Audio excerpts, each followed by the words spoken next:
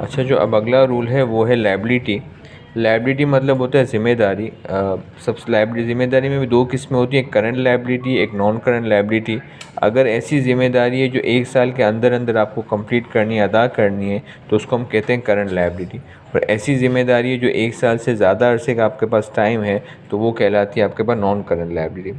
इसकी कुछ मिसाल है, अकाउंट पेएबल, मतलब हमने किसी दुकानदार पे सामान लिया तो उसको पेमेंट करना अब हमारी ज़िम्मेदारी है।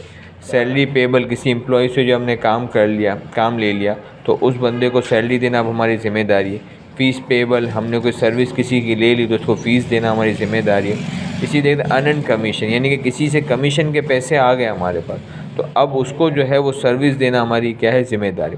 इसी तरीके से नॉन करंट लायबिलिटी के अंदर कुछ एग्जांपल्स यहाँ पे दिए। बैंक लोन हो गया। बैंक लोन मतलब ये कि बैंक से कर्जा लिया, बैंक को लोन वापस लौटाना हमारी ज़िम्मेदारी, लेकिन ये 1 साल से ज़ायद अरसे की है। मॉर्गेज मतलब गिरवी रख के जो है वो हम कोई चीज़ जो है वो लेते हैं, पैसे लेते हैं, तो बैंक को वो पैसे भी वापस करना हमारी ज़िम्मेदारी, तो हमें हमारे कागजात गाड़ी के, घर के, दुकान के वापस मिल जाएंगे। डिबेंचर, ये भी एक लायबिलिटी की ज़िम्मेदारी होती है। तो जो भी ज़िम्मेदारी जो 1 साल के अंदर अंदर है वो करंट लायबिलिटी कहलाती है, और मोर देन 1 ईयर है वो नॉन करंट लायबिलिटी कहलाती है।